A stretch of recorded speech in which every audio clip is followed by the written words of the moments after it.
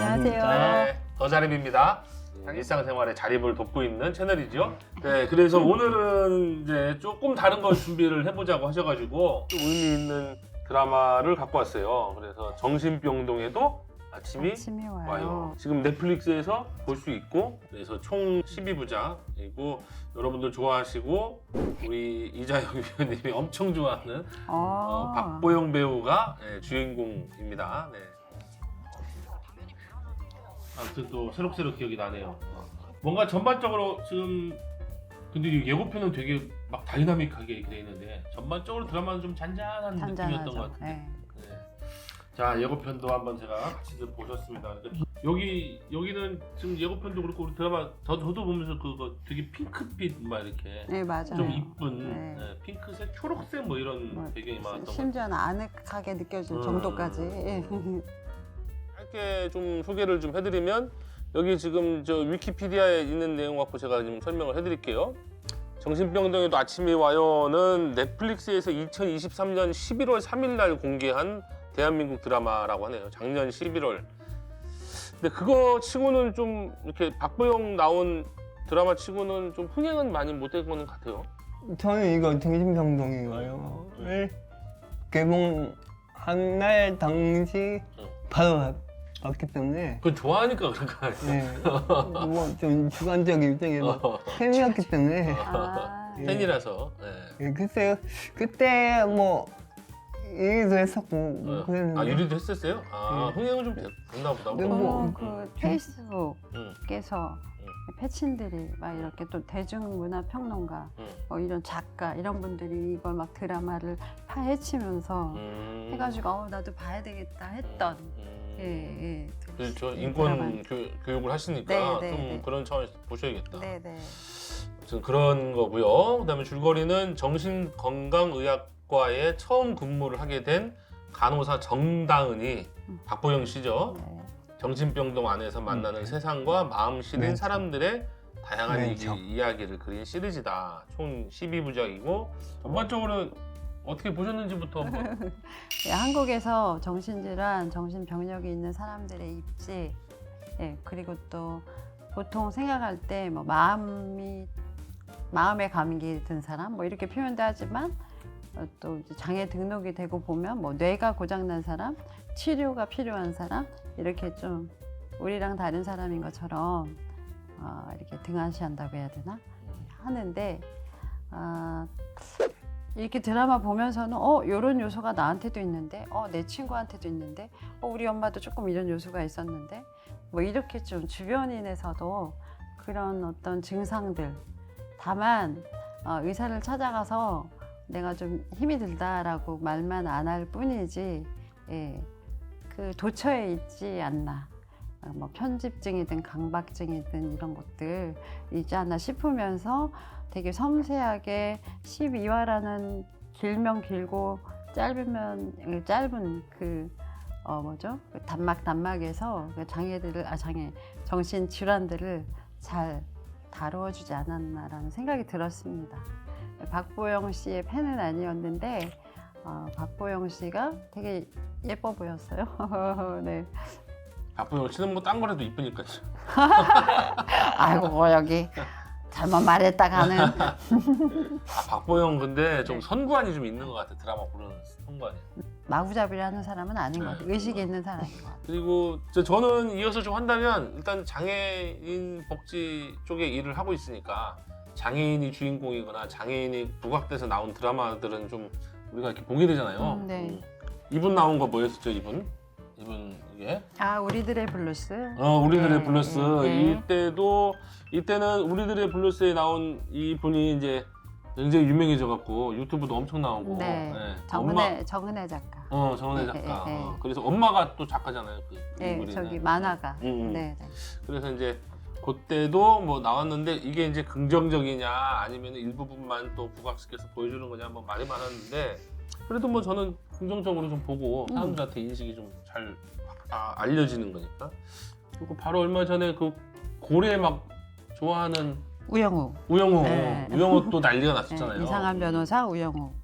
그것도 뭐 또 그쪽에서는 너무 또 뭐 미화하거나 그런 애가 어디 있느냐고 해갖고 말이 나왔는데 이제 박은빈 같은 스타가 장애인 역할을 해주니까 아무래도 좀 더 친근해지고 이런 데서는 좀 효과가 있다. 이번에도 이제 박보영 배우가 이제 정신장애인 역할을 해주는 거니까 정신장애인까지는 아니죠. 이것도 한번 좀 더 얘기해 주세요. 네. 장애 질환하고 장애인하고 지금은 이제 아픈 질환이 있는 사람으로 나오는데 어쨌든 그게 이제 딴 데서는 막 다 무섭거나 막 뭐 항상 이렇게 좀 사회에 무리를 일으키거나 범죄를 일으키거나 막 이런 아니면 뭐 치근한 존재라든가 뭐 이런 걸로 나왔는데 여기서는 좀 잔잔하면서도 굉장히 자기 내면의 힘도 있고 뭐 이런 캐릭터가 나왔고 그런 점에서는 좀 전반적으로는 좋았어요. 전 다른 쪽으로 좀 해석을 해보자면 네. 이 드라마가 정신장애인 일건을 좀 상상시키지 않았나 볼 수 있고요. 그 정신장애는 누구나 겪을 수 있다. 네. 그렇죠. 어느 누구나 정신질환이나 정신장애는 걸릴 수 있다. 그리고 아까 말한 대로 인권을 다루다 보니까 정신장애는 지금 우리나라 등록 장애인 인구 수가 260만 명 중에서 10만 명 정도가 정신장애로 추산돼요. 저도 옛날에는 정신장애는 약만 먹으면 좀 일찍 나은 정도 이 정도로 알고 있었는데 정신장애에 대해서 좀 더 잘 알게 된 그런 계기였고 맨 끝에 12화 맨 끝에 그 박보영의 나레이션 그랬나요? 우리 모두는 경계와 비경계 사이에 있는 경계입니다. 아 기억이 확 나네. 소름 돋았다. 네 맞아요. 그런 게 있었죠. 이게 제일 하이라이트인 것 같습니다. 우리 모두는 경계와 비경계 사이에 있다. 아 맞네요. 맞아요. 그러니까 우리가 맨날 얘기하는 우리 모두는 예비 장애인입니다 하고 비슷한. 그리고 누구나 언제든 약해질 수 있다. 네, 뭐 그렇게. 자꾸 울어요. 저도 막 울어요. 보면서. 얘가 보면서 많이 울었어요. 갱년기. 호르몬의 변화. 갱년기. 보면서 좀 울었어. 그러면서 정신병동에 대한 내용들이 많이 나오는데 거기 뭐 입원하는 환자 중에 대부분 다 정신장애인들은 아닐 거예요. 그렇죠. 제가 생각했을 때 정신질환자도 있고 그렇죠. 정신장애인도 있고 맞아요. 그 차이점을 좀 설명을 드리자면 맞아요. 정신 맞아요. 장애와 정신 질환. 그 나중에 정신질환은 좀 설명을 해드릴 건데 그 질환에 대해서 1년 또는 2년 이상 성실하고 지속적인 치료 후에 호전의 기미가 안 보였을 경우 장애가 고착되었을 때 장애를 진단하고요. 투렛 장애가 특장애거든요. 뚜렛. 뚜렛. 장애. 뚜렛 특장애. 특장애 같은 경우는 만 20살부터 장애가 진단이 된다고 하죠. 그래서 정신장애인으로 판정되면 2년마다 재판정. 그럼 영구 장애는 없네요? 영구장애는 없는 것 같아요. 다른 거는 이제 지적 장애는 6개월 이후인가 뭐 판정한 다음에 영구 장애가 가는데 정신 장애는 영구 장애는 아니구나. 2년에 한 번씩 재판정. 그리고 정신장애는 정신장애 판정을 받으면 그러니까 장애 정도가 심하지 않는 는 없고요. 장애 정도가 심한 장애도 없어요. 정신 쪽으로는 그러네요. 발달 장애하고 똑같이. 네. 무조건 일단 장애가 심한 장애로. 그래서 우리가 이제 정신 장애와 질병, 그거의 차이점을 좀 알아봤어요. 일단 영구 장애는 없고, 이게 호전의 기미 1년 동안 치료했는데 호전의 기미가 없으면 일단 장애 등록은 해줘. 근데 2년 있다가 다시 이게 긴지 아닌지 재판정을 한다. 1년 또는 2년 이상. 1년 또는 2년 이상 호전의 기미가 없으면 네. 치료를 하고 후전의 기미가 없으면 장애 등록이 되는데 2년마다 묻는다는 건 그럼 그때마다 어떤 그 뭐죠? 나아질 그 가능성을 있다라고 본다라는 거죠. 그렇죠. 또 우리가 장애 유형 나누는 그 신체 장애하고는 또 좀 다르네요, 해석이요. 네. 아, 전문가는 아니기 때문에 100%는 100% 장담을 못 드리겠는데 그 정신병동에 입원한 사람 중에 뭐 반이상은 조현병? 예, 옛날에 정신분열증? 예, 가진 사람들이 거의 대부분일 거라고 생각해요. 아 그래서 저도 참 이 드라마 처음 보면서 조금 이제 비판적으로 자꾸 보게 되잖아요. 그렇죠. 첫 번째는 야 병동이 너무 이쁘다. 그거 이제 핑크. 네, 그다음에 두 번째는 이거 지나치게 이 박보영 이게 뭐였지 이름이 이 사람이? 정다은. 정다은 캐릭터가 너무 지나치게 백일천사다 너무. 네, 그것도 했는데 그 다음에 환자들이 좀 심한 환자들이 없는 거예요. 내가 알고 있는 좀 나의 편견에서 보면 되게 정신병동에 들어가 있는 분들은 알코올릭이 대부분이라고 나타나요.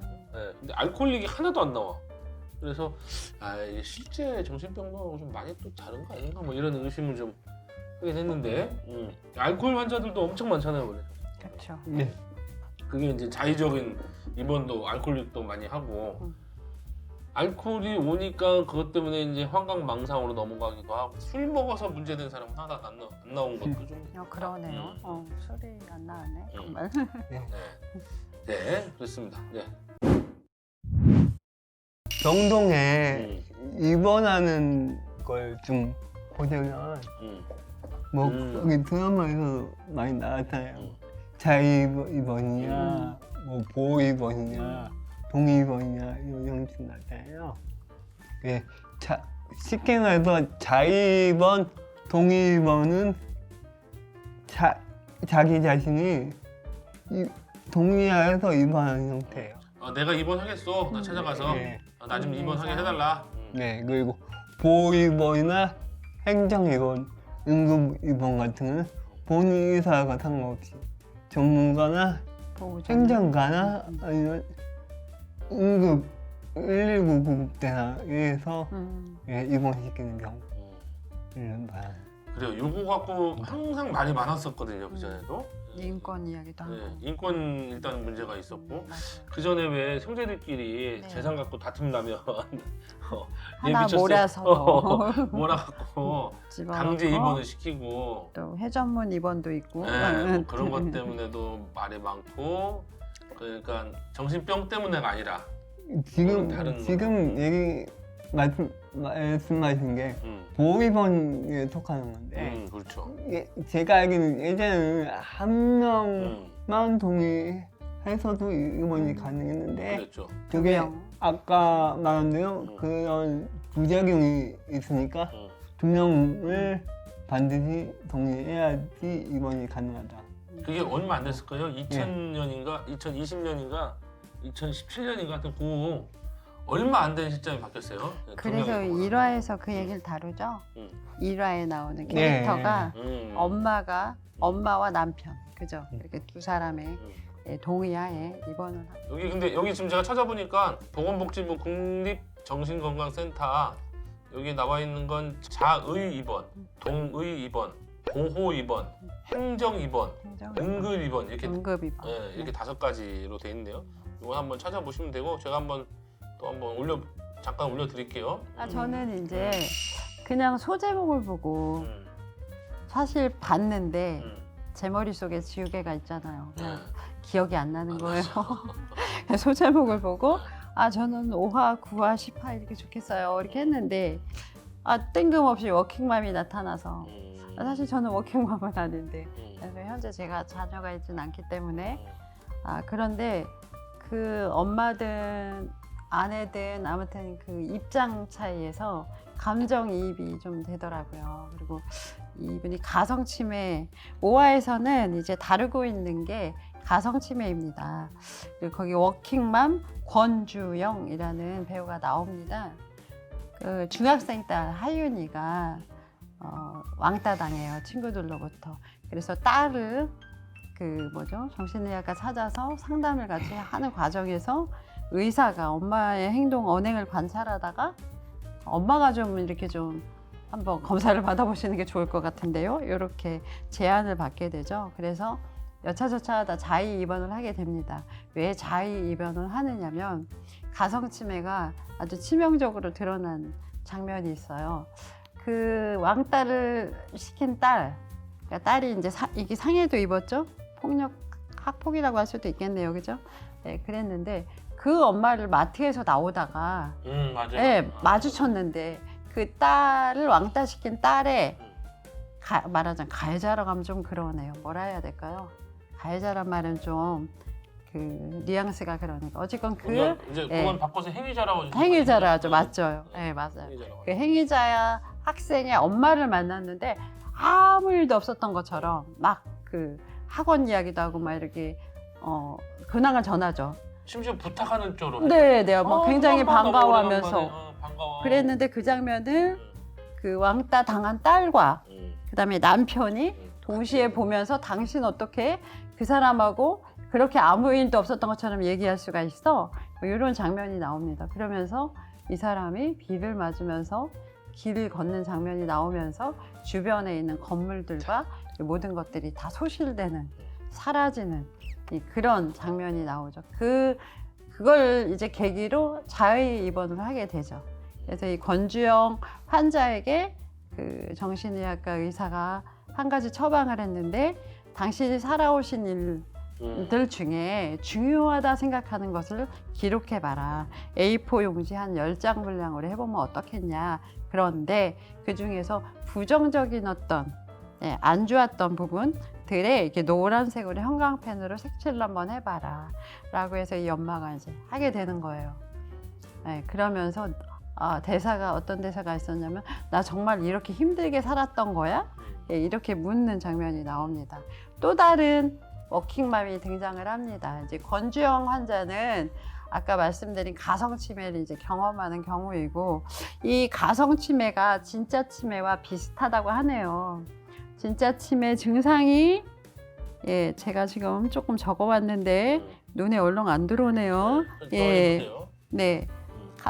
그 가성치매는 이제 가짜 치매라고 하고 뇌병변이 없는 그 기능성 장애다. 기억력 나빠지고 집중력이 떨어지고 진짜 치매보다 급성으로 발병을 하는데 진행이 빠르대요. 근데 이 가성치매는 다시 원래대로 돌아오시는 가능성이 있다는 거죠. 진짜 치매는 이미 천천히 이렇게 진행이 되고 있기 때문에 다시 본디 돌아올 수는 없는 그런 상황인데 가성치매는 그렇다고 하네요. 그래서 이 엄마가 이제 워킹맘인데 그 뭐죠? 그 명신대학교죠, 우리 그 명신대학교 맞죠? 예, 그 차지 간호사인 또 그 간호사가 워킹맘이에요. 그렇죠. 예, 아이들이 어려요. 어린데 친정엄마한테 아이들을 맡기고 엄마한테 월급을 드리고 이런 구조로 자기들 이제 지하철을 타면서 출퇴근을 합니다. 그러면서 동당동당 하루하루 사는데 거기에 이제 나오는 남편은 그냥 말로 거들 뿐이지 실제적으로는 아이들 육아나 이런 부분에 있어서 실제적인 어떤 그 행사를 하지를 못하더라고요. 여튼 그러다 보니까 엄마가 또 그 다른 자녀의 아이를 또 봐야 될 상황이 생겼을 때 친구 엄마한테, 아이 친구 엄마한테 또 전화를 해서 누구누구 엄마 우리 애 좀 잠깐 어떻게 좀 봐줘. 열이 나는데 막 이런 것들을 하면서 일을 병행을 하는 그 워킹맘의 고충이 이제 거기 드러나죠. 권주영 환자를 통해서 돌봄을 하던 그 차지 간호사가 오히려 위로를 받고 또 공감을 갖게 되는 그런 장면들이 있습니다. 그래서 그런 장면들이 뭐 워킹맘이든 아니든 간에 여성으로서 일하는 여성으로서 그 다음에 일과 육아든 가사든 뭔가 병행을 해야 되는 현대인으로서는 누구한테든 이런 모습들이 다 있겠구나. 그리고 흔하잖아요. 예, 흔하게 우리가 봐왔던 것 같은데 이제 이 증상이 두드러지게 아까 말씀드렸던 어떤 한 장면을 완전히 잊어버리고 어떤 사건을 다 잊어버리는 이런 상황이 됐을 때 결국은 의사의 어떤 처방을 받아서 이렇게 치료 또 약물 치료 이런 것들을 병행해야 되더라라는 장면을 제가 봤습니다. 그래서 이제 그 가성침에는 우울증으로부터 그게 발생을 한다고 하고요. 그때 느끼는 게 무기력감, 뭐 식욕과 의욕의 어떤 저하, 불면증, 초기 발견과 예방과 치료가 중요하다라고 나와 있고요. 거기 내 이름 갑자기 또 잘 안 보여. 예, 권주영 환자는 핸드폰을 손에서 놓지 못합니다. 워크홀릭도 나타나더라고요. 그래서 약간 네. 좀 되게 잘 나가는 네, 팀장 그래서 정도로 보여요. 네, 스스로가 제가 볼 땐 자타공인, 내가 없으면 안 돌아가 이렇게 생각하는 구조 속에서 일과 육아를 병행하다가 보니까 자기도 모르는 우울증이 있었고 그러면서 이제 가성치매가 드러나는 그런 이야기를 5화에 담겨 있더라고요. 제가 그걸 봤습니다. 근데 소재가 인생에서 노란색 경고등이 깜빡거릴 때 이렇게 나와 있더라고요. 네. 노란색 경고등이 깜빡거릴 때. 네. 그때 무시하지 말고 자신을 조금 돌보고 또 이렇게 점검을 해야 되는데 다 이렇게 사는 거야. 이렇게 간다는 거죠. 예. 나도 노란색이 들어왔네. 오늘 약간 노란빛에 총장님. 저도 노란색 들어왔어.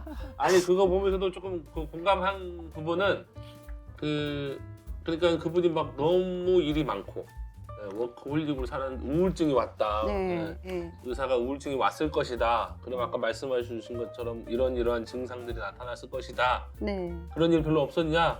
아니 뭐 다 그냥 그런 거지 하는 뭐. 거죠. 뭐 이렇게 네. 깜빡깜빡하고 뭐 네. 리모컨 냉장고에 넣기도 하고 그거야 뭐 여벌로 네. 일어나는 일이죠. 나는 그냥 남들도 그러겠거니라고 했는데 네. 의사가 얘기한 게 아마 우울증이 왔는데 너무 바쁘니까 본인도 느끼지 못했을 것이다. 맞아. 그게 내 얘기를 듣는 것 같았어요. 네. 그러니까 대부분 막 일에 빠져 사는 사람들이나 이런 사람들은 우울하다거나 힘든다는 감정을 느낄 새도 없이 막 닥치는 일들을 막 해내야 되니까 애도 챙겨야 돼, 마감을 맞춰서 업무도 뭐 끝내야 돼. 네. 네, 막 그러니까 그냥 바카스 몇 개 먹고 또는 뭐 머리 아프면 타이레놀 몇 개 먹고 그냥 막 동동거리면서 사니까 심지어 자기가 지금 우울이 왔다는 것도 못 느낄 지경이다. 근데 본인도 모르게 우울증이 왔는데 인지 못하고 있다는 게 있었고 아까 말씀하신 것은 이제 워킹맘 쪽으로 네. 돌아가면 그건 좀 흥미롭긴 했는데 옛날에는 워킹맘은 일방적으로 막 여성이라서 피해자가 입장이고 그리고 거기에 가해자 중에 남편이 가해자고 또는 시어머니가 가해자고 뭐 이런 것들이 두각돼서 나타났는데 여기 남편은 약간 거기까지는 아니었어요. 그러니까 좀 시대가 달라진 게 저는 좀 느껴졌거든요. 맞아요. 아까 말씀하시기로는 실제로는 뭐 자기가 역할을 못하는 사람이다 정도로 하셨는데 그 전에는 뭐 아예 관심 없고 뭐 그런 남편들이 좀 맞아. 나왔잖아요. 난 돈만 벌어오면 되지. 네, 그래서 막 언쟁하고 싸우고. 네, 그런데 맞아요. 그 정도는 아니야. 그래도 자기도 아니었어요. 뭔가 음. 뭐 미안해. 그렇지만 뭐 어떡해. 맞아요, 이런 맞아요. 정도에 있고 그래도 픽업 같은 건 자기가 가려고 하고 하려고 했고. 네. 그랬지 뭐 육아를 다 와이프한테 뭐 넘기거나 그런 건 아니었는데도 또 아직도 워킹맘의 비애 서름 뭐 이런 것들은 그려지고 있더라고요. 아무래도 엄마 몫이 그런 부분이 있는 것 같아요. 아빠가 또 그리고 거기에서 왕따를 당한 그 자녀는 딸이었었잖아요. 뭐 그러다 보니까 또 엄마가 좀 더 케어하고 더 신경 쓰고 하지 않았을까? 그러니까. 그 병동에 자입원하고도 하윤이한테 막 전화하잖아. 엄마 괜찮아. 뭐 어째 또 그러다 또 막 일에 대해서 또 회사에 통화하려고 해. 전화하고. 그렇게 정신이 없이 막 있으니까 결국 의사가 이렇게 카메라로 관찰하다가 핸드폰 제한 좀 합시다. 하셔야겠네. 네, 사용을 너무 많이 한다. 그러니까 또 그 간호사들끼리 또 이야기 나눴죠. 이거 통신의 어떤 그 자유를 침해하는 거다. 뭐 또 이런 이야기도 했고 그런 장면들도 좀 생각이 나더라고. 근데 중간 중간에 이렇게 사이사이에 좀 섬세하게 이런저런 부분들을 골고루 조금씩 넣고 있구나 하는 생각이 들었고 여기 나오는 러브라인 러브라인은 그게 어떤 재미를 살리려고 그랬나 이런 생각이 들기도 했는데 어떤 분이 이제 쓴 거를 저도 봤지만 그 영향인지는 모르겠어요. 근데 이제 이 평론을 했을 때 그걸 봤을 때 저도 러브라인 뭐 그렇게 부각할 필요는 없었을 것 같은데 좀 더 정신 질환, 병에 좀 더 집중해서 보여주면 더 좋지 않았을까? 그런 생각도 들었는데 거기 꽤 러브라인이 굵게 나와 있었죠. 예. 그리고 드라마 근데 러브라인 없으면 안 봐요. 그러시구나. 갈등과 러브는 꼭 들어가야 같은가 러브. 거기서 근데 하나 음. 누가 짚으신 게 있어요. 네. 이따 또 말씀이 나올지 모르지만 스토커 같이 네. 황여환 의사가 네. 그 뭐죠? 주임 간호사한테 굉장히 대시를 하죠. 네. 근데 거기서 의사가 거기서 간호사한테 반해서. 간호사가 아주 강하게 거부했죠. 근데 이제 의사는 얘가 정말 내가 싫어서가 아니라 자기가 갖고 있는 여건이나 이런 것들을 어두우니까 나를 밀어내는 거다라고 생각했지만 그 모습에서 조금 강하게 너무 대시를 해서 잘못 거기 아름답게 미화가 되고 결과가 좋아서 그렇지 약간 스토커의 모습도 조금 보였다 이렇게 볼 수도 있지 않았을까. 그럴 수도 있겠네요. 거기 이제 의사가 네. 거의 막내에서 조금 올라온 정도의 간호사를 네. 반해서 계속 대시를 하는데 네. 이 사람 의사는 상대적으로 또 돈도 많아, 금수저야. 그렇죠. 네. 직업도 빵빵해. 네. 근데 이 사람은 돈도 되게 없어. 네. 뜨거운 물도 안 나오는 뜨거운 집에 물도 안 나오는 있다고 집에서 살아. 했잖아요. 네. 엄마가 맨날 노름빛으로 돈을 다 탕진해. 네. 이렇게 나오는데 그래요. 그렇게 볼 수도 있겠네. 스토커나 아니면 우리가 위계에 의한 권력 관계가 있으니까. 근데 음. 아니에요? 그래 빨리 나와서요. 네. 저는 뭐냐면 어. 네. 나중에 그게 나오잖아요. 네. 민들레스 민들레 맞. 스승 왔을 때 그 의사가 음. 병동에 숨어서 컵라면 먹던 장면. 그거 왜 옛날에 생각 안 나지? 과거회상, 예. 과거회상에서 그 거기서부터 민들레 의사, 서로 반한 눈이 거야. 맞았다. 아, 그랬어요? 그러면 굉장히 옛날부터 지고지순하게 사랑했는데 그러면 그렇게 따지면 그때부터 스토킹했다고 볼 수도 있지. 스토킹이 아니라 서로 반했다. 서로 반했다. 그렇게 볼 수도 있을 네. 것 같아요. 약해 주세요. 아니 뭐 좀 애매하긴 했어요. 제가 얘기하면서도. 러브라인이 형성된 거다. 그치요, 그렇게. 그때부터. 그러니까 오늘- 대시한 거지라고 이제. 오늘 국장님이 점심에 드신 컵라면이 그냥 컵라면이 아니었군요. 점심에 컵라면 드셨다고 하더니. 근데 한 측면은 있는 게 그럼에도 불구하고 간호사하고 의사잖아요. 그래요, 맞아요. 위계가 있잖아. 분명히. 위계는 있죠. 그래서 음. 이게 역으로 바꿨다고 생각을 해보면 조금 문제가 될 수 있는. 네, 이제 컵라면은 제가 놓쳤는데 뭐 그로부터 이런 이렇게 스치듯이 인연들이 있었네요. 뭔가 일화가 그러니까 그럴 수도 있겠어요. 근데 이제 그런 장면들 하고 나는 싫어 뭐 이러는데도 그렇게 대시하는 데에서는 싫은 게 약간 그냥 싫은 건 아니었죠. 자기 형편 때문에 싫은 거였죠. 그랬죠. 내가 선생님은 싫어가 아니고 음. 선생님 물 안 나온 뭐 찬물 안 나온 사람 만날 수 있어요. 이런 이거는 집에 와봐요. 네가 싫은 건 사실이면. 아니야라는 거를 좀 내포하고 있었으니까.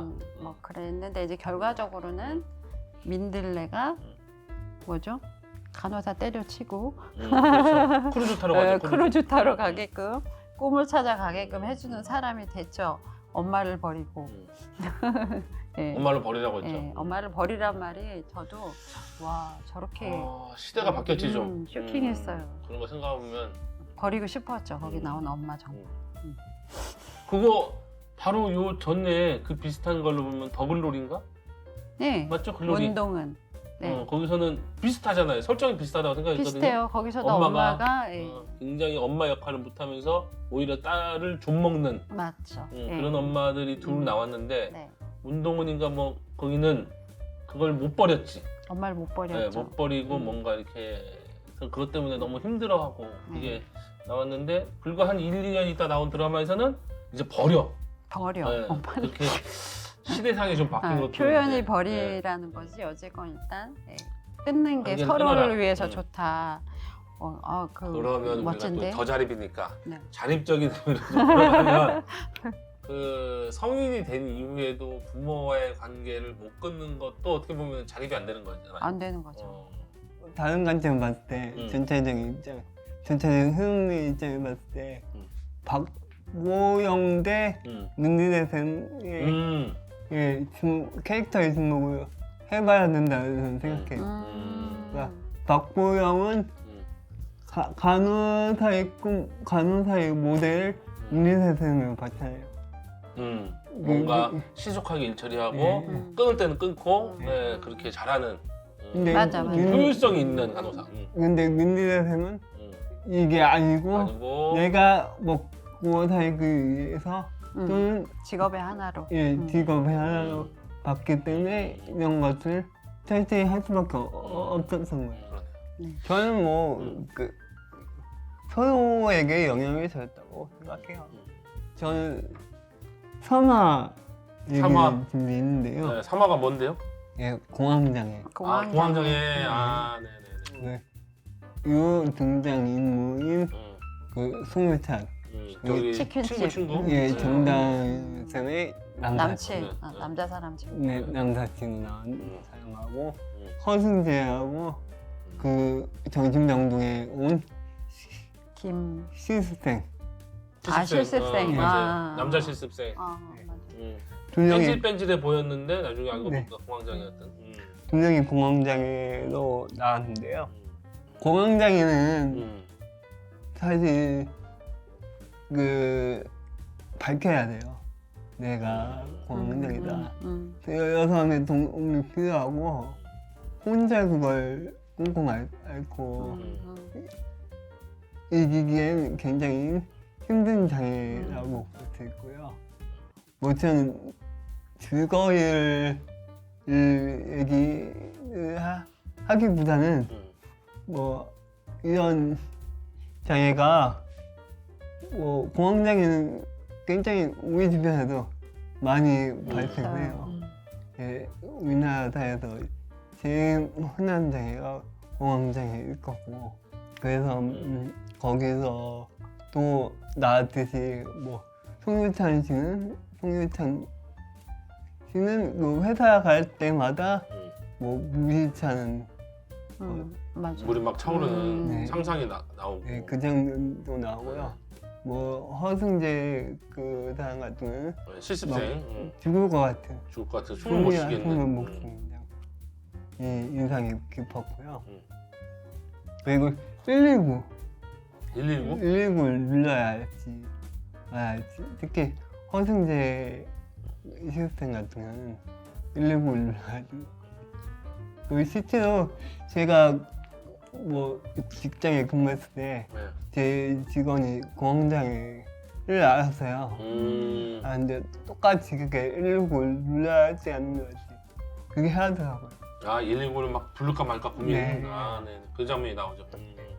그래서 좀 인상 깊었던 것 같아요.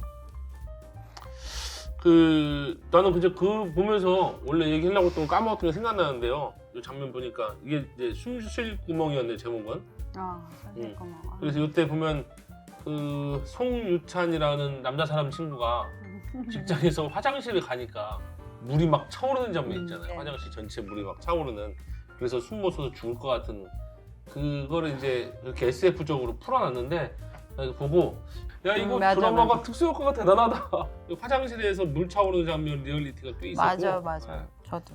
좀 그런 것 같아. 이제 사회가 공황장애가 언제부터 많이 나왔잖아요. 옛날에는 몰라서 넘어갔을 수도 있지는 모르겠지만 그렇지만 옛날 같은 연예병이라고 있죠. 연예인병 뭐 그랬을 수도 있겠죠. 근데 최근에 우리 사회에 와서 이런 게 자꾸 나오는 건 이제 좀 비교당하고 경쟁해야 되고 이게 심화된 건 너무 오래됐고 그건 너무 당연하고 이제는 그 경쟁에서 떨어지면 죽는다.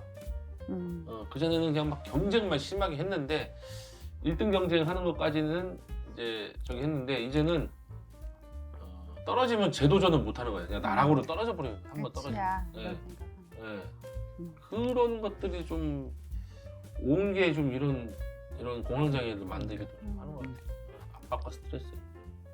맞아요. 그럴 것 같아요.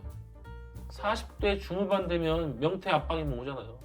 직원들. 40대 중후반. 네, 중후반에 와요. 인생 막 100세 막 이러는데 100세, 120세. 그래서 저기 들어갔다고 저기 뭐야 삼성, 현대, 뭐 LG 이런 대기업 들어갔다고 막 좋아할 게 아니라고 얘기도 있잖아요. 네. 뭐 옛날에는 뭐 임직장에서 뼈를 먹고 막 이런 얘기를 했었는데. 그렇게 되기도 하고 공무원들 그만두는 젊은 사람들도 많아요. 들어갔는데 내 생각하고 틀리고 너무 일이 많고 막 압박과 스트레스 많아갖고 그만두고서 카페 차리고 뭐 이런 사람들도 많고. 그래서 카페가 그렇게 많구나. 카페 어마어마하네. 어마어마하네. 치킨집보다 많아졌대. 저희만 해도 지금 커피잔 하나씩 다 그렇죠. 있는. 네. 2만 매창기가 됐다고 하니까. 저는 뭐지 이번에 싱어게인 그 갑자기 뜬금없이 싱어게인, 예, 싱어게인 임재범 가수가 거기 이제 그 심사위원으로 나왔었는데 그분이 그렇게 공황장애가 심했었다고 이야기. 아내가 죽은 다음에도 더 그게 힘들었었다고요. 그래서 요새 제가 가끔 교육할 때 임재범의 위로라는 노래를 틀어주는데 그분이 자기가 겪었던 그 심정을 담아서 얼마나 힘든가요. 불 꺼진 방 안에서 뭐 이런 가사가 있습니다. 생각이 나네요. 장난스럽게 얘기했지만 조증장애도 있는 것 같고. 조증장애? 예. 장난스럽게? 예. 그 정도는 나도 있는 것 같아요. 웬만하면 좀씩 다 있는 것 같아요. 의문의 네. 인정. 그리고 네. 강박장애도 어느 정도 있는 것 같아요. 강박? 예. 예. 아니 근데 강박 장애라는 원래 정확한 장애가 있지는 않잖아요. 있어요. 있어요? 강박 장애라고 있어요? OCD라고 해서. 제가 그래서 좀 알려드릴게요. 네, 그래 봅시다. 그래, 네. 좋아요. 그런 것들. 예. 그러면 결정 장애도 장애예요? 아니잖아요. 예, 그건. 있어요. 그것도 있어요? 있어요. 진짜 있어요? 저- 네. 저도 보니까 있더라고요. 없는 거 아니었군요. 네. 선택장애 이게 어. 그 알려줘 봅시다.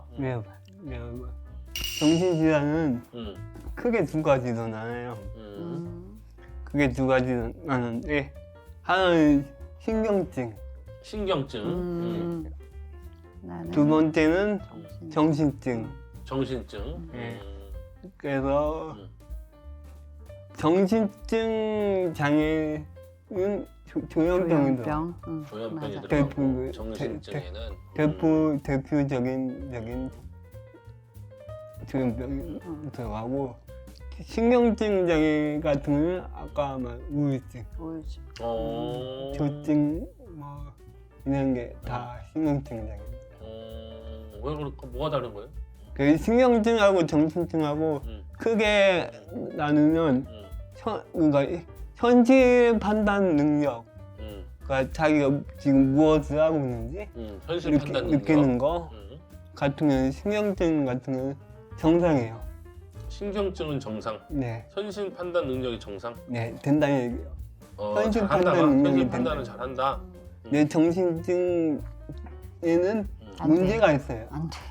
예, 응? 문제가 있어요. 문제. 잠깐만 다시 헷갈리니까요. 정신증하고 현실 판단 능력이 문제가 있는 거예요. 뭐가요? 정신증이? 예, 정신증. 정신증은 예. 현실 판단이 제대로 안 된다. 네. 그리고 망상이나 환각에 관해서도 신경증을 얻고요. 정신증이 있어요. 예. 그리고 사회적응 같은 경우는 신경증에는 경과에 따라서 달라요. 경과에 따라서 달리고 정신증 무조건 문제가 있어요.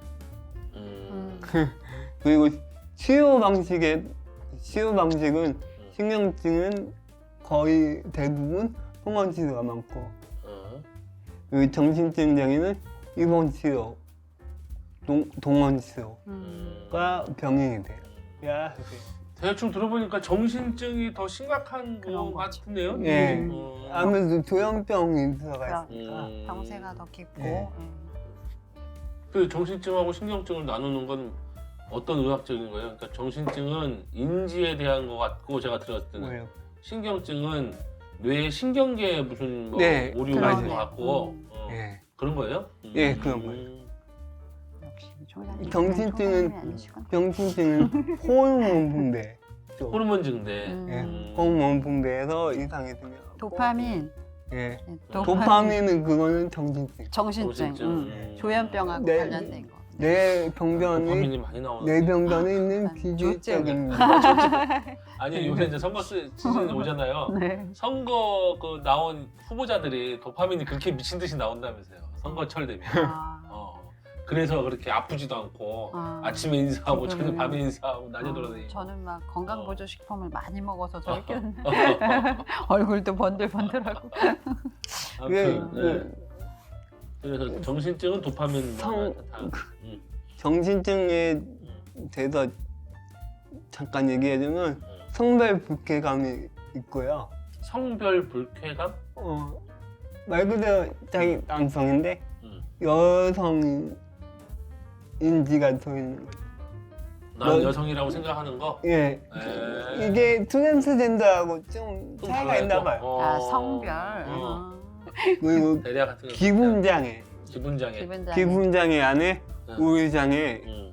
양극성장애라도 조증, 어떤 그런 것들이. 조증이 있고요. 네, 그리고 불안장애 안에 음. 강박장애, 건강염려증, 공황장애, 강박성, 성격장애, 여기에 PTSD, PTSD. 외상 스트레스. 외상 여기에 들어가고 PTSD. 아까는 우리 그거 한 거. 점심 뭐 먹을지 못 겨루는 거 결정장애 이런 거. 들어가요 거기? 예, 오. 급성 스트레스 장애, 급성 스트레스. 적응장애, 적응장애. 나 급성 스트레스가 올라온다 이거. 그리고 행동장애, 행동장애. 행동장애. 행동장애인데 행동장애 안에 뭐 뚜렛. 뚜렛이 뚜렛. 들어가고 그렇죠. ADHD, 음. 그밖에 뭐 수면장애, 수면장애도 나 수면장애도 있는데. 그 섭식장애, 섭식. 총체적 난국이 때문에. 폭식증, 나 폭식 있는데. 안 먹는 건 없어도 폭식은 또 있는데. 오늘 예능인가요? 이놈들 자립! 다 아니 자립! 되게 다 있지 않나 이렇게 살찌고 그런 사람들은 다 잠 못 자고 예. 충동장애하고 충동 예, 충동도 있죠. 충동도 충동 폭식하고 폭식. 충동장애는 도박, 도박. 중독. 아, 도박은 안 하신 것 같아요. 하는구나. 도박은 안 또 하시고. 다행이네. 밥 먹고 아이스크림을 또 먹는 충동이 있어요. 뭐 성욕장애가 있어요. 성욕장애. 성욕이 네. 떨어졌어요. 어려워. 거의 순위 수준. 하세요.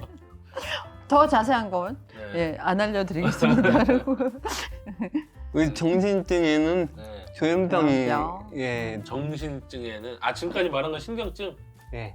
지금까지 말한 건 신경증이고요. 그리고 정신증에는 조현병이 있고요. 정신증이 더 심각한 거라고 했어요 일반적으로 봤을 때. 예, 그리고 조현병이고 망상장애, 망상 그러네 망상장애. 심각하네. 예, 기분장애, 기분장애, 기분장애, 정동장애하고 성격장애. 성격장애. 성격장애. 너 성격장애냐? 뭐 그럴 때 그게 있는 그냥 말이- 얘기하는 게 있는 아니네. 말이네. 있는 말이네. 대부분 조현형 성격장애냐, 경계성 성격장애냐 이거는 나는데요. 스티븐 잡스 성격장애 맞아요. 뭐 그거 많이 있었잖아요. 맞아요. 맞아요. 마릴린 먼로도 불안장애가 있었고, 마릴린 몰로도 찰스 맞아요. 다윈도 뭐 인격장애가 있었고, 뭐 이런 맞아요. 것들이 있더라고요. 아주 들어봤더니 역사적으로 성공한 사람들이나 인플루언서들은 장애는 다 있는 것 같아요. 있는 것 같아. 성격장애. 예. 성공하려면 인격장애가 있어야 돼요. 성격장 얘기가 반대로 어디로, 얘기하고. 어디로 가는 거죠? 그리고 마지막으로 선망. 선망. 선망은 어르신들도 많이 나타나죠. 이제 노환으로 있다면. 이러고. 음. 해리성 장애하고 해리성. 해리성 장애는 아니죠. 기억력을 네. 상실한데. 그리고 이인증, 이인증. 예, 이중인격 뭐 이런 거? 모든 일이 꿈만 같다. 이인증. 모든 일이 꿈만 같다. 20년 전 때쯤 만났잖아요 우리가요. 음. 그때 고기도 먹고 놀러도 가고 모든 일이 꿈만 같은데. 아니 그거는 실제로 있었다니.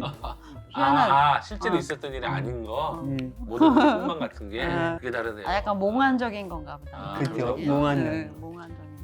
저도 여기 자료에 보니까 남들이 못 보는 귀신을 보면 그런 걸 한다 하면 망상 같은 경우는 그 귀신이 나한테 들어와 있다 뭐 이렇게 생각하는 걸 뭐 과대 망상이란다. 망상. 과대 과대. 망상 이렇게 이야기한다라고 저도 그 정도 이해를 했었네요. 비 올 때 제가 조금 돌아요. 살짝 업무에 막 치중이 되면서요.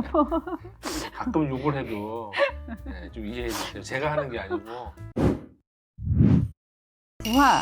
구화의 소재는 나는 아픈 간호사입니다. 이제 정다은 간호사가 아까 그렇게 막 백의의 천사 예, 그 하나하나 환자 하나하나에게 굉장히 공을 들이고 섬세하게 잘 돌봄을 하다가 마침내 누구죠? 그 동물 나왔다. 게임 홀릭남 환자 예, 같이 소통을 하면서 망상 환자죠. 중재자님 막 이렇게 하면서 뭐 초록생물을 갖다 주세요 막 이런 거 했었잖아요. 그렇게 소통을 하고 있었던 그 환자가 결국은 어떻게 됐죠? 끄트머리에 그분이 자살했죠. 레드선. 정신이 돌아왔죠. 예, 맞아요, 돌아왔는데 맞아요. 자기가 아닌 것처럼 아직 안 돌아온 것처럼 이제 갈등했던 것 같아요. 여기에 더 있어야 되는지 내가 현실로 돌아가서 다시 공시생을 해야 되는지 라고 할 때 마지막 장면에서는 그 건물에 올라가서 정말 다시 그 세계로 갔죠. 그래서 뛰어내려서 투신을 했잖아요. 결국은 이제 외적인 투신 자살이 돼버렸고 그로 인해서 이제 정당 간호사 멘탈이 붕괴가 돼가지고 예, 그 이제 그때부터 아파지기 또 시작을 했는데 이제 그 자살 시도를 정당 간호사가 했죠. 엄마와 함께 그죠? 국장님? 맞아. 예. 달리는 차에 예, 막 뛰어들었죠? 달리는 차도에서 맞아. 1차로 멈춰지고 잡았는데 2차로 또 뛰어 들어가서 차에 뛰어드는 걸 대장 항문 외과 동고윤 의사가 잡고 막아주면서 이제 아마 119를 통해서 이제 뭐죠? 보호병동에 긴급 입원이 예, 됐네요. 긴급 하얀 병원에 이제 입원을 하게 되는 거죠. 그런데 나중에 보니까 그 자기 객관화가 안 된다. 특히 의료 관계자들이 자기 객관화가 되죠. 나는 여기 있을 이유가 없다. 나는 너네랑 달라. 딱 보니까 조울증이네. 막 이런 생각을 그 와중에도 하면서 나는 너네랑 달라. 이런 생각들을 갖고 있으면서 주는 약도 안 먹고 자기가 해서 뭐 환자들 먹이면서 해보세요. 이런 것까지 확인했던 그것을 본인이 하지 않고 변기에 가서 약을 뱉고 왜? 약을 먹으면 나는 내가 환자라는 걸 인정하는 게 되니까 이렇게 거부를 했었는데 그 자기가 두 번째 자살 시도를 할 때 그 엄마가 막 울고 그 남자친구 의사가 막고 했던 것들을 잊어버렸다가 생각을 하게 된 거예요. 그때 이제 생각이 전환이 된 거죠. 나 환자다. 나는 자살을 시도했던 환자구나. 그러면서 약도 받아 먹고 오히려 그때 이제 변비가 걸려서 핑거 에네마 해주세요. 그래서 핑거 에네마가 뭔가 저도 찾아봤어요. 그랬더니 이제 손으로 이렇게 관장. 해주는 관장 하나이고 또 스스로 이제 약을 뭔가 더 처방해달라는 말을 하죠. 자낙스 또 안티디프레센트 뭐 이런 약을 좀 나한테 더 처방해 주세요라고까지 하는 적극적인 치료 의지를 좀 보이게 되죠. 그리고 이제 이 간호사가 꿈꾸는 건 내가 다시 복직되면 좋겠다. 나는 간호사가 좋으니까 라고까지 이제 생각을 하는데 돌아가려고 치료 의지를 불사를 때 지난번 병원에서 본인이 간호 돌봄을 할 때 만났던 환자가 떡하니 하얀 병원에 있어가지고 그 환자를 통해서 본인이 여기 있었던 것들이 이제 알려지게 되는 그런 상황이 되죠. 무서웠던 것 같아요. 그러니까 이제 본인이 인정은 하지만 아까 제가 첫머리에 저 나름대로 말씀드렸던 거 정신병력 내지는 정신질환 뭐 우울증 이런 것들을 알았을 때 사회로부터 갖고 있는 낙인감 이런 것들로부터 이제 스스로 두려워했던 것 같아요. 이렇게 하고 내가 어떻게 다시 간호사로 돌아갈 수가 있을까라고 생각을 했던 것 같습니다.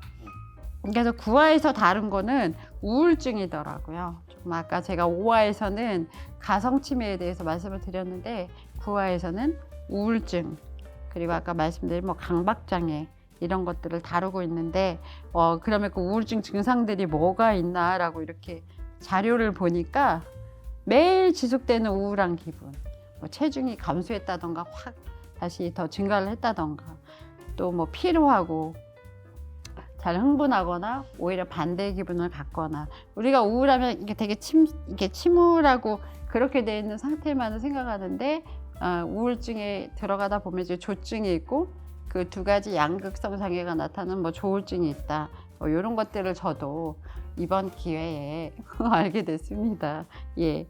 그리고 이제 뭐 조울증 같은 경우는 옷을 벗어 던지거나 욕을 하면서 길거리를 뛰어다니거나 운전을 하지 못하는데도 나 운전하겠다라고 바락바락 우기거나 뭐 이런 증상들을 나타내는 거, 조금 상식에 좀 많이 벗어난 행동들이죠. 예, 그런 어떤 주기성이고 비상식적인 어떤 행동을 드러나는 증상, 그것들을 우리가 조울증이라고 한다고 하더라고요. 예. 또 아까 뭐 국장님이 얘기를 좀 해주셨지만 여기 보면 뭐 충동 조절 장애, 우리는 보통 분노 조절 장애 이렇게 많이들 얘기했는데 예, 분노 조절보다는 충동 조절이 나은 것 같아요. 표현에 있어서도. 예. 저는 사실 이 치매 얘기하면서도 치매가 일본으로부터 건너온 말이면서 미쳐있는 상태를 치매라고 한다는데 그 말을 그대로 우리가 수용을 해갖고 우리도 치매 하고 있어서 이 치매를 어떻게 정확하게 우리나라 말로 좀 풀이할 수 있지? 이런 생각도 좀 해봤어요.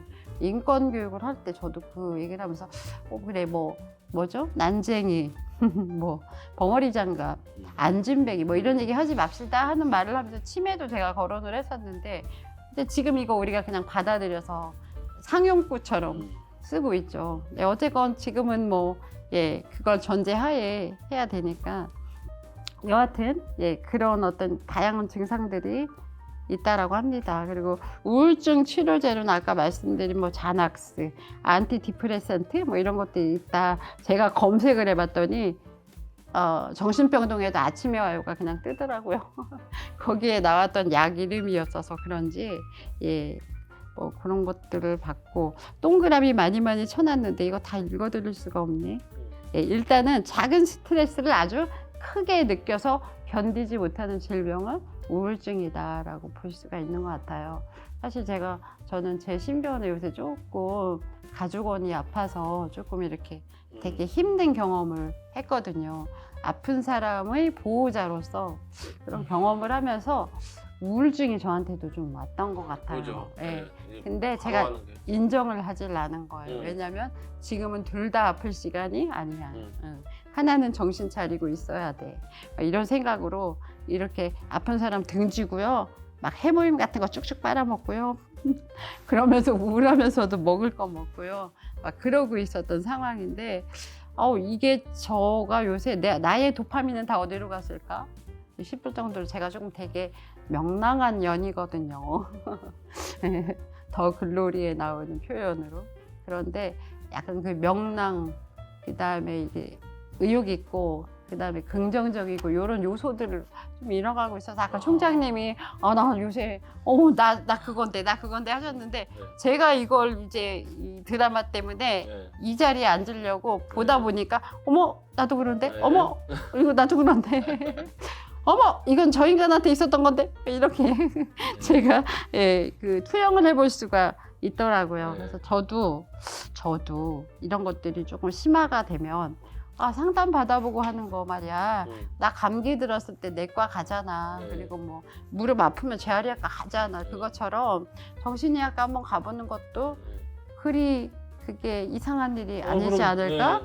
사람들이 이렇게 생각해야 되지 않을까라는 생각을 해보게 되더라고요. 그렇죠. 가봐야죠. 네. 마음이 네. 아픈 거니까 약 네. 먹으러 가야죠. 그리고 그냥 상담을 받기에 상담료가 꽤 비싸더라고요. 그래요? 네. 비싸요? 예, 그래서 여기 보니까 우울증 을 앓는 거죠. 병이니까. 네. 또 환자들 중에는 비용과 뭐 그 대중교통 뭐 어떤 그런 부분들에 있어서의 부담감 때문에 그렇죠. 그냥 안 가고 말고. 부담감이 있지. 예. 그 다음에 누가 어떤 사람을 예의주시해서 관찰하지 않는 이상 그 사람이 우울증인 건지 성격이 원래 그런 건지 그렇죠. 모를 수 있는 그런 숨겨진 숨은 환자들이 많이 있다라는 것들을 이번을 통해서 저도 알게 됐습니다. 그리고 뭐 우리 그 정신질환 중에 40%가 우울증이라고 하네요. 네. 그래서 이 우울증이라는 게 이제 누구만의 이야기가 아니라 그렇게 대부분의 우리가 사람들이 다 느낄 수 있는 질환이다. 너무 흔한 거다. 네, 그렇게 보면 되고 생활 전체적인 일들에 대해서 스트레스를 좀 받는 상태다라고 보시면 되고 이분들한테는 야 운동해봐. 아이 이제 영화 한 편 보자. 야 수영 배워. 막 인생 다 똑같이 이런 섣부른 예, 그 조언이나 위로를 하시면 안 된다. 안 됩니다. 예. 그게 더 위험천만한 일이 된다고 합니다. 그리고 우울증이 아주 심각한 분들은 죽을 의욕조차 없대요. 자살할 의욕조차 없대요. 그런데 그런 상태에서 어떻게 치료를 받다가 의욕을 조금 회복했을 때 자살하는 경우도 있다네요. 네, 힘이 나서 네, 그런 경우도 있다고 하네요. 좀 놀라운 저도 발견이었습니다.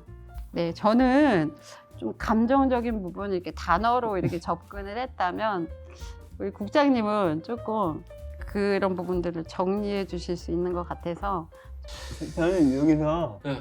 인상 깊었던 게 네. 부하 예, 아픈 간호사에서 예, 아픈 간호사 인상 깊었던 게 인상이 깊을 수밖에 없어요.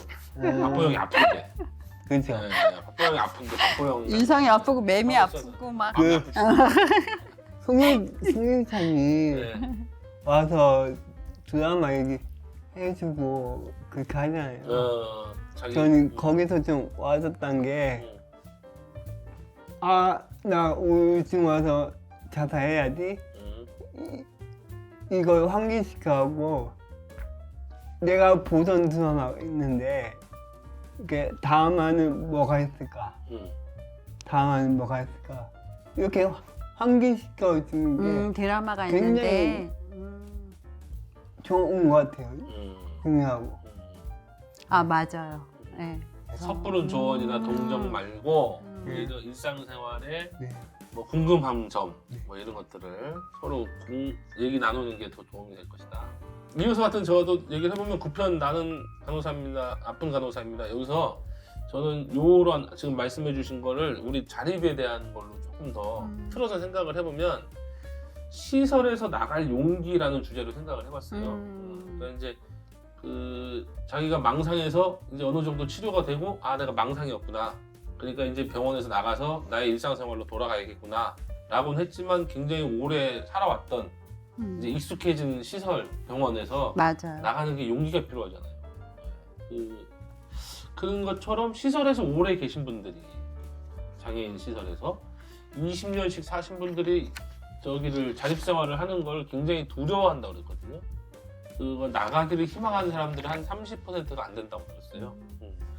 그렇고 부모님하고 계속 살아온 게 익숙해진 사람들이 장애인 부모님이 돌아가시기 직전이라고 생각해서 이제 내가 좀 나가 살아야겠다. 그것도 진짜 좀 용기가 필요하죠. 자기가 그렇죠. 살던 삶에서 완전 다른 생활 어떤 패턴으로 제가 그랬네요. 갑자기 얘기가 좀 엉뚱한 데로 가지만 제가 자립할 때 20대 초반일 때 남동생과 이렇게 살다가 나올 때요. 냄비 2개 있었는데 하나 가지고 나오고 야 네가 식도 나 과도 야 이 그릇 큰 거 넣어 장거나 이러고 이렇게 챙겨갖고 나오면서 이러다 혼자 자빠지면 어떡하지? 아주 그 속된 표현으로 무슨 일이 나면 나는 어떡하지? 하면서도 나는 자립해야 돼. 이 시점에 왜? 남동생이 결혼을 해야 돼. 내가 그때만 해도요. 내가 걸림돌이 될 수가 있어. 이런 생각을 했었거든요. 그래서 그렇게 해가지고 나왔더니 사라지더라고요. 그래서 그때 그런 막막한 생각이 들었는데 지금 총장님이 말씀해 주신 것 때문에 제가 다시 적었던 대로 돌아갔는데 거기서 박보영 그 정다은 간호사가 혼자 독백을 해요. 지루하다. 여기선 아무 일도 일어나지 않는다. 할 것이라고는 생각밖에 없다. 라는 그 정다은의 독백을 통해서 저도 장애인 시설과 정신병동이 어떤 닮은 점이 있지 않나라는 생각을 했거든요. 제가 그렇게 했는데 총장님이 지금 말씀을 해주시니까 맞아. 나도 그 부분을 생각했었는데 라는 생각이 들었고 그 우울증 환자에게 아까 뭐 잘못된 허투루 섣부른 어떤 조언이나 위로, 동정 이런 것들을 할 때 가져야 되는 생각이 숟가락을 들지 못하는 사람한테 숟가락 들라고 하면 폭력이겠다. 요 멘트 폭력이겠지라는 이 멘트가 제 뇌리에 좀 이렇게 남아 있었습니다. 네.